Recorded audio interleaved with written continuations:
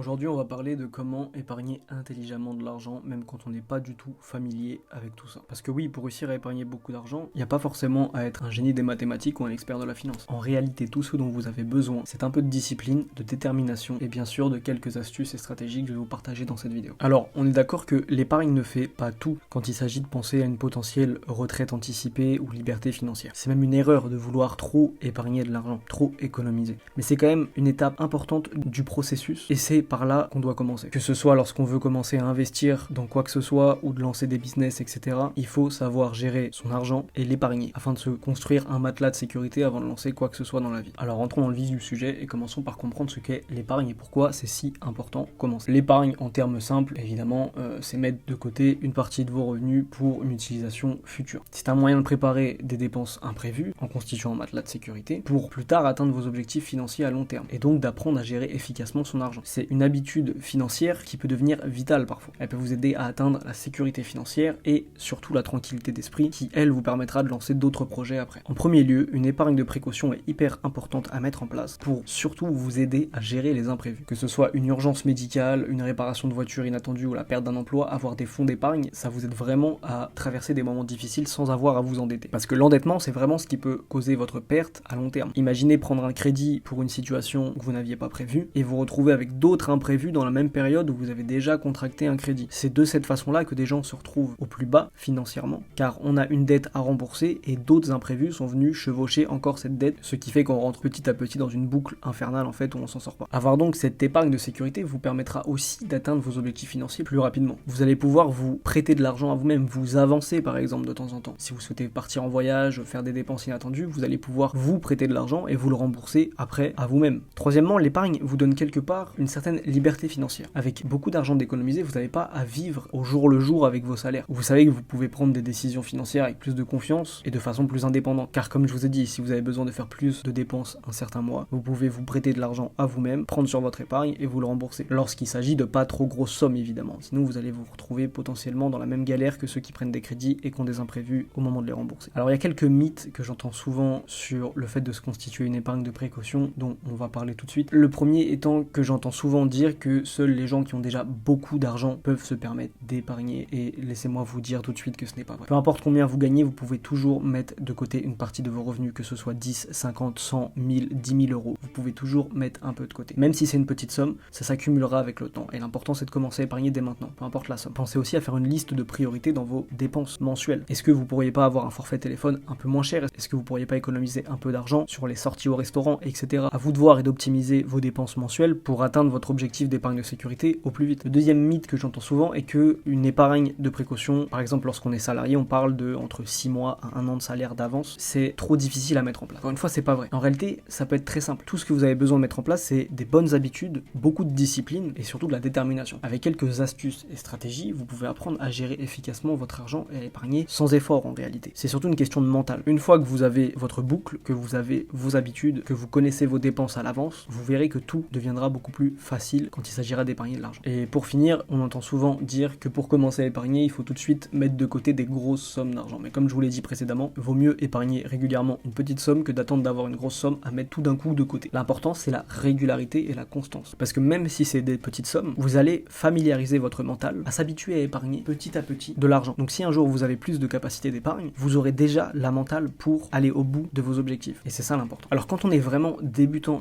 et qu'on n'a pas du tout de familiarité avec tout ce qui est épargne, argent, finance en général, il y a plusieurs méthodes pour commencer à apprendre à épargner. Alors la première méthode, c'est la plus simple, c'est celle que moi j'utilise personnellement, c'est en fait se créer un plan pour ses dépenses et ses revenus, ce qui nous permettra de voir clairement où va votre argent et combien vous pouvez épargner. J'utilise un tableau sur Notion que je remplis tous les mois avec une case loisirs, une case dépenses fixes, une case investissement et une case épargne. Et dans ces cases-là, je renseigne en détail toutes les dépenses que j'ai fait dans le mois, ce qui permet au bout de 3 à 4 mois d'établir une moyenne de mes dépenses fixes, épargne, etc. Donc je sais que ma capacité d'épargne mensuelle, elle va être à temps, que mes dépenses en loisirs par mois, ils vont être à temps, etc. Après, vous avez des méthodes un peu plus strictes pour ceux qui aiment suivre d'autres façons de faire, dont celle du 50-30-20. Cette règle, en gros, elle suggère que vous dépensez 50% de vos revenus pour vos besoins alimentaires, loyers, les frais fixes, quoi. 30% pour vos loisirs et 20% pour l'épargne. Voilà. Personnellement, j'utilise pas cette méthode, mais elle peut très bien fonctionner pour ceux qui ont besoin d'avoir une méthode plus stricte et d'être vraiment guidé par une stratégie sans avoir besoin d'établir soi-même ses propres pourcentages d'épargne. Quoi qu'il arrive, ce que je vous conseille de faire, peu importe la stratégie que vous allez adopter, c'est de mettre en place des virements automatiques et d'ouvrir plusieurs comptes bancaires. Puisqu'en n'ayant qu'un seul compte bancaire, vous centralisez tous vos revenus et vos dépenses donc sur une carte. C'est plus compliqué à gérer de cette façon. Par exemple, moi j'ai 3 banques. Un sur lequel j'ai mes frais fixes, un qui me sert surtout pour investir et un qui me sert de compte loisir. Ce qui est intéressant avec un compte bancaire dédié au loisir, c'est que quand il arrive à zéro, vous savez que vous n'avez plus d'argent pour le loisir, que c'est fini pour ce mois-ci. Vous pouvez gérer au jour le jour votre budget loisir. Pareil pour le compte à frais fixes ou le compte dédié à l'investissement. Ce sera beaucoup plus simple à gérer de cette façon-là. Et en mettant ça en place, je vous recommande de mettre en place des virements automatiques chaque mois. Par exemple, si vous mettez 200, 300 ou 50 euros, peu importe, dans votre banque loisir par mois, faites en sorte que le compte bancaire sur lequel vous recevez votre salaire fasse un virement automatique chaque mois de la somme dédiée à votre loisir sur ce compte-là. Ça vous évitera de tomber parfois dans l'émotionnel en vous disant que ce mois-ci vous avez envie de plus dépenser ou moins, etc. Vous établissez vos moyennes de dépenses et ensuite vous mettez en place des virements automatiques. Donc en gros, récapitulons un peu tout ce qu'on vient de voir.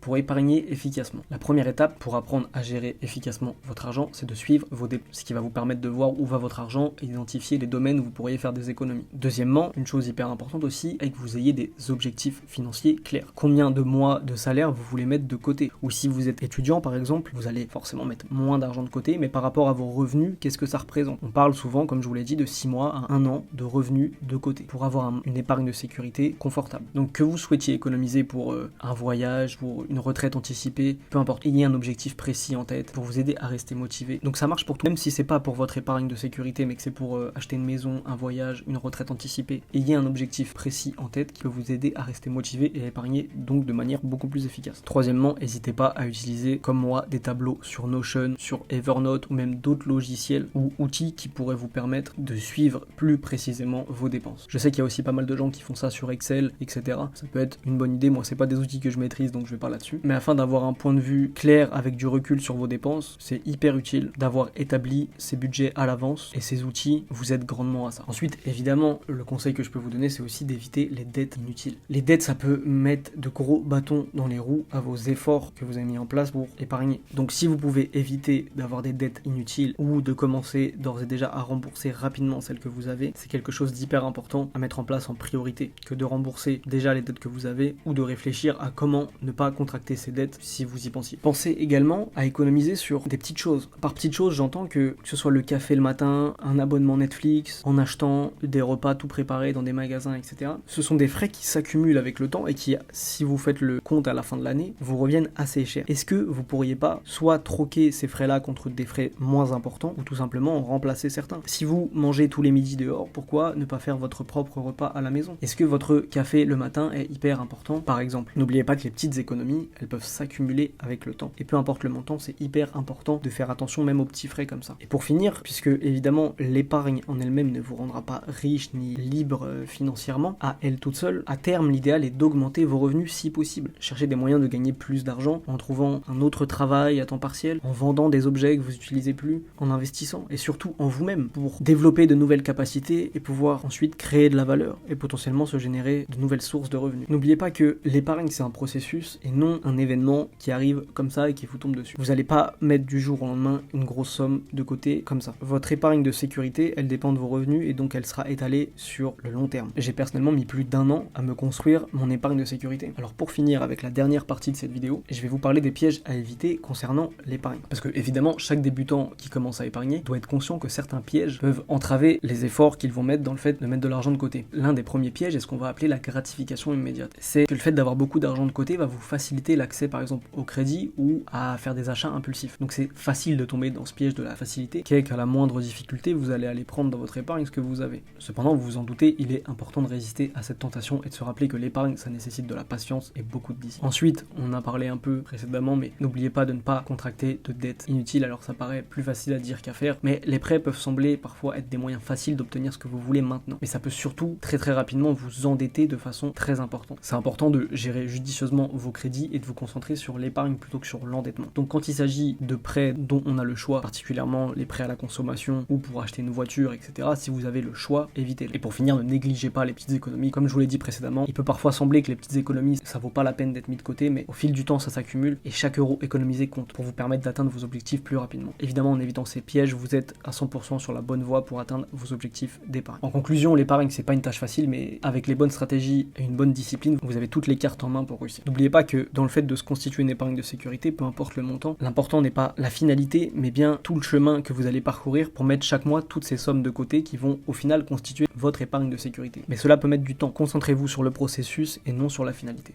Parce qu'il ne s'agit pas seulement d'atteindre un certain montant pour votre épargne, mais aussi de développer des habitudes financières saines qui vous aideront tout au long du reste de votre vie. Alors dès que vous le pouvez, commencez à mettre de côté, peu importe la somme que vous pouvez épargner, l'important ce sera toujours de commencer et avec le temps vous verrez que vos efforts porteront leurs fruits. Vous allez petit à petit commencer à vous rapprocher de vos objectifs financiers au plus vite vous commencez. Voilà, j'espère que cette vidéo vous a été utile, n'oubliez pas de vous abonner, de liker et de me dire ce que vous en avez pensé dans les commentaires et moi je vous dis à bientôt dans une prochaine vidéo, ciao.